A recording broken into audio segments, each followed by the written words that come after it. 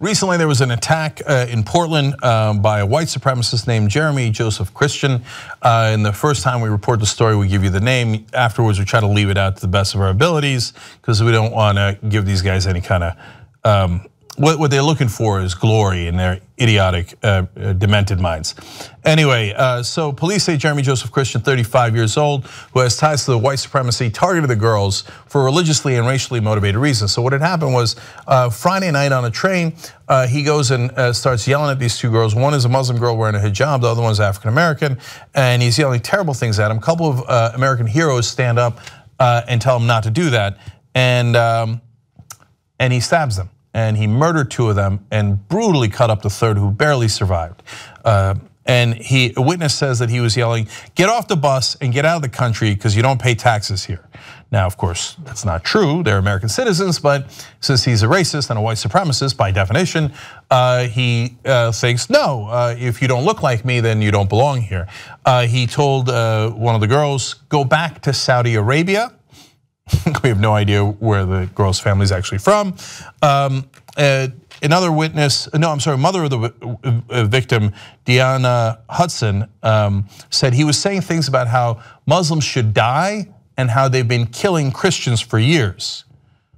I feel like I've seen that propaganda somewhere before, but I was told that was harmless, that it was just truth telling about how dangerous Muslims were and how you had to make sure that you profile them and how you had to treat them differently than the other religions. So don't worry, guys. Jeremy Joseph Christian took your words to heart.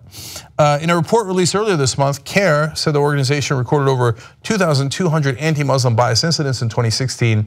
That's a 57% increase from the year before.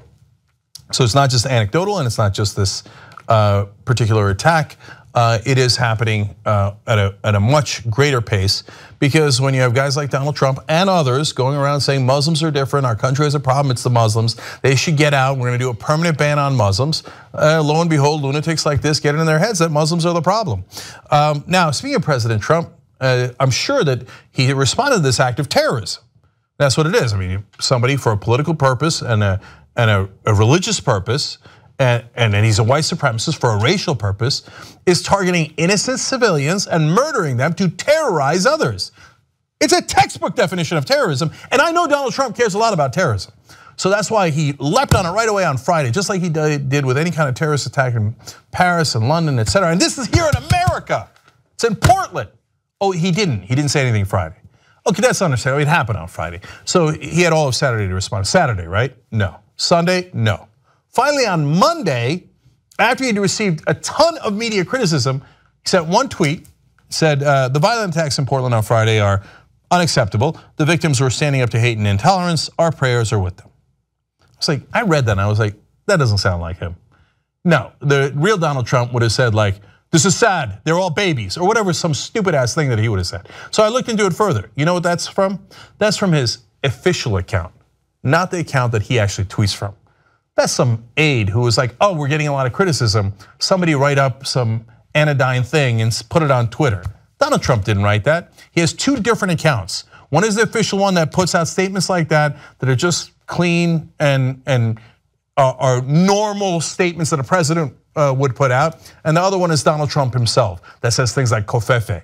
So that's not even his own tweet. That's how little he cares about it 3 days later. Okay, so that's Donald Trump. It's unsurprising because he thinks these guys helped him to win the election. Now, this terrorist is in open court, and he's going to yell and explain why he did it, including at what appeared to be some of the victims' families. So let's listen. 39 from the Metropolitan. Free speech or die, Portland. You got no safe place. This is America. Get out if you don't like free speech.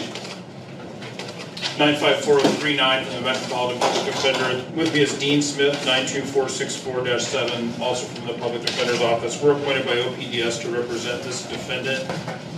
Death to the enemies of America. Leave this country if you hate our freedom. Death to Antipas. No, that's fine. You can just give me the You call it terrorism, I call it patriotism. You hear me? Die.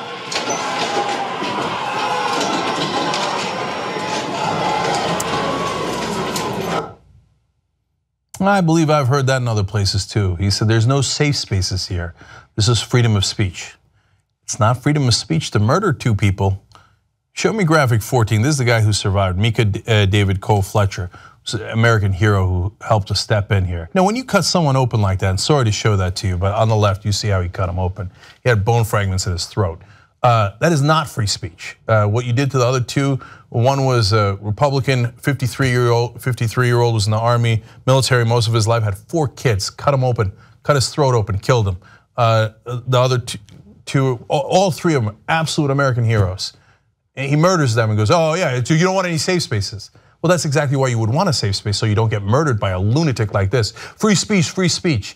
No, speech is speech. Murder is murder. And yes, you're absolutely, positively a terrorist. Even though the media doesn't like to call it that way, they only call it terrorism if it's someone who's Muslim. Well, when you target someone for political reasons and you terrorize just like he's doing there, absolutely the correct word is terrorism. Why don't you just say it? I hear that if you say it, the problem goes away. I'm not afraid of his speech, and I'm not afraid of this guy anymore either, because we're gonna lock him up for the rest of his life and bring him to justice. We're not the Young Turks, you're the Young Turks. You power this show. Together we built something amazing. We've broken stories like the Donna Brazil story the mainstream media wouldn't break. We built the studio, we built this network, it's now #1, all thanks to you guys. Let's come build it even bigger and stronger.